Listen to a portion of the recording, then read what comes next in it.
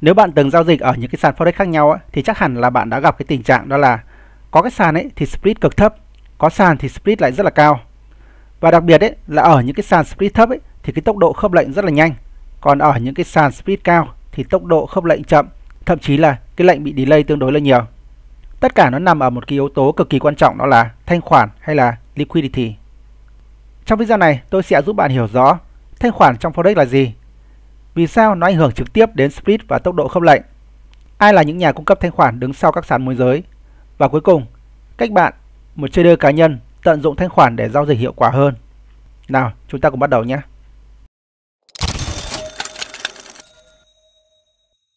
Để có thể tự học Forex một cách bài bản, các bạn hãy bấm vào nút đăng ký ở phía dưới video này. Team đã tổng hợp kiến thức về Forex theo từng danh sách phát. Khi click vào tên kênh, các bạn có thể tìm đến phần danh sách phát quan trọng này. Bên cạnh đó, bạn có thể truy cập vào website của kênh Tự học Forex.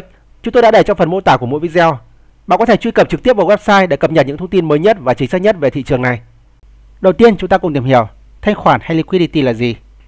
Trong thị trường tài chính, thanh khoản là khả năng một tài sản được mua bán dễ dàng mà không làm thay đổi đáng kể giá của nó.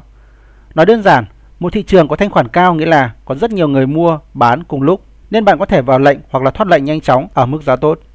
Ví dụ, cái cặp sản phẩm euro đô la đã là một cặp có thanh khoản cao nhất thế giới nên split thường cực thấp.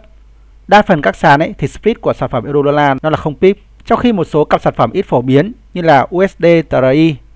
Cái đồng tiền TRY là viết tắt của cái đồng lira Thổ Nhĩ Kỳ.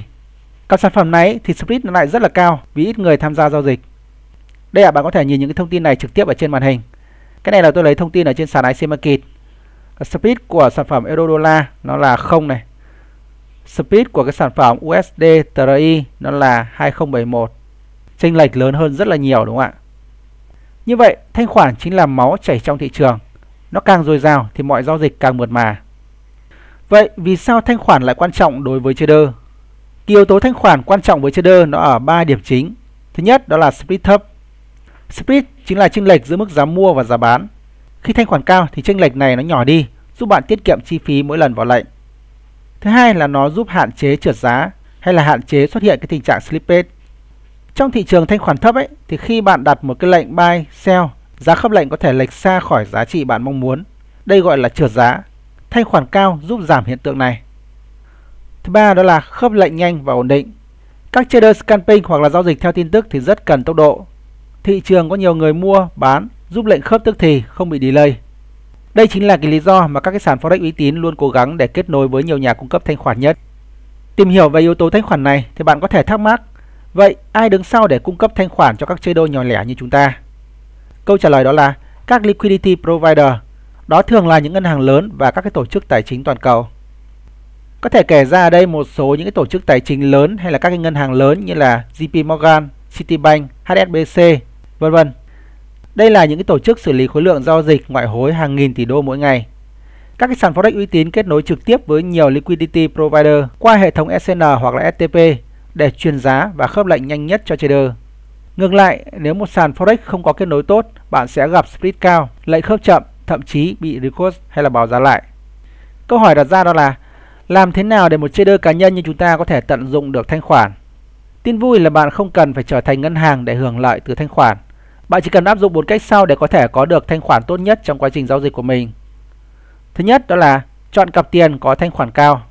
Với một trader mới thì tốt nhất là bạn nên hướng đến những cặp tiền tệ chính như là euro đô la, GBP USD, USD JPY, USD CHF, USD NZD, USD AUD và vàng.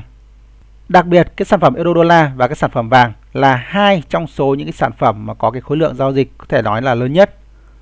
Liên quan đến cái cặp tiền có cái khối lượng giao dịch lớn như thế này thì các bạn có thể hiểu thêm một cái ý, đó là với những cái sản phẩm mà có cái khối lượng giao dịch càng lớn ấy thì cái khả năng để một cái tổ chức nào đó nó kiểm soát giá là càng khó. Do vậy nó sẽ càng tuân theo những cái phân tích kỹ thuật mà chúng ta được giới thiệu. Cách thứ hai để bạn có thể tận dụng thanh khoản đó là giao dịch trong giờ thị trường sôi động. Ở thời điểm phiên London và phiên New York mở cửa cùng nhau ấy, thì thanh khoản cực cao, split thấp và khớp lệnh nhanh. Ở Việt Nam ấy thì nếu như các bạn theo dõi thị trường ở cái khoảng thời gian từ tầm 7 giờ tối cho đến 8-9 giờ gì đó thì cái thị trường nó biến động rất là mạnh. Và thông thường ấy cái khoảng thời gian này nó cũng có rất là nhiều những cái tin tức mạnh được ban hành. Kết hợp nhiều những yếu tố với nhau nó làm cho cái thị trường biến động rất là lớn. Cách thứ ba để có thể tận dụng thanh khoản đó là chọn sàn có nhiều nhà cung cấp thanh khoản. Các cái sàn ECN hay là STP uy tín sẽ mang đến giá tốt và khớp lệnh chuẩn. Một số sàn nổi bật ở Việt Nam mà các bạn có thể tham khảo đó là sàn IC Market hoặc là sàn Xnet. Đặc biệt đối với những các bạn giao dịch scalping ấy thì tôi khuyên các bạn nên tìm đến cái sàn IC Market. Ở trên sàn này không chỉ có tốc độ khớp lệnh siêu nhanh mà cái split nó cũng rất là thấp. Và nếu như các bạn từng giao dịch scalping thì các bạn cũng biết rồi. Split thấp nó là một trong những cái yếu tố quyết định đến cái sự thành bại của các cái lệnh scalping. Cách thứ 4 để tận dụng thanh khoản đó là tránh trade vào lúc thị trường thanh khoản thấp. Ví dụ vào những cái ngày cuối tuần hoặc là các cái ngày lễ lúc phiên Á đang hoạt động thì thị trường có thanh khoản khá là mỏng, dễ bị split nới rộng và trượt giá. Các bạn biết là cái thị trường Forex này thì nó chia làm 4 phiên, đó là phiên Sydney, phiên Tokyo. Phiên Sydney và phiên Tokyo thì thông thường gọi nhóm lại là cái phiên Á. Phiên thứ 3 đó là phiên London hay còn gọi là phiên Âu, và phiên thứ 4 đó là phiên New York còn gọi là phiên Mỹ. Thế thì giả sử là trong cùng một ngày nhưng mà ở Trung Quốc chẳng hạn, đây là một cái đất nước ở châu Á đúng không ạ? Và khi cái đất nước này có ngày lễ thì thị trường nó gần như là đóng cửa. Và lúc đó cái khối lượng giao dịch ở cái phiên Á thì nó rất là thấp. Tuy nhiên nếu như các bạn tìm đến giao dịch ở cái khoảng thời gian của phiên Âu hoặc là phiên Mỹ thì các bạn sẽ thấy được là cái thị trường nó lại dao động mạnh hơn rất là nhiều. Lúc đó thì cái thanh khoản của thị trường nó cũng đã tăng lên rồi. Split của sản phẩm ở cái thời gian đó các bạn sẽ thấy được là nó nhỏ hơn rất là nhiều so với cái khoảng thời gian ở phiên Á. Ngược lại thì cũng có những cái lúc mà thị trường phiên Á nó hoạt động mạnh, nhưng mà thị trường phiên Âu và thị trường phiên Mỹ thì nó có những cái ngày lễ cho nên là nó lại không hoạt động. Nói chung là chúng ta giao dịch thì chúng ta cũng để ý những cái thông báo về các cái ngày lễ ở những cái nơi khác nhau để chúng ta có thể có những cái cập nhật liên quan đến cái tính thanh khoản này.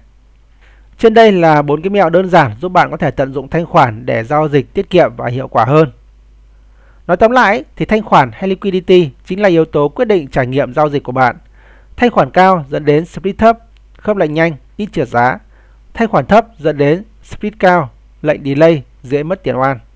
Vì vậy, bạn hãy chọn cặp tiền vào thời điểm giao dịch phù hợp, đồng thời ưu tiên sàn có nhà cung cấp thanh khoản lớn. Và đây cũng là toàn bộ những cái nội dung của video mà tôi muốn gửi đến các bạn. Hy vọng video này đã giúp bạn hiểu rõ bí mật đằng sau split thấp và khớp lệnh nhanh. Nếu bạn thấy video hữu ích thì đừng quên like, share và subscribe để không bỏ lỡ các video tiếp theo. Chúc bạn giao dịch hiệu quả và kỷ luật.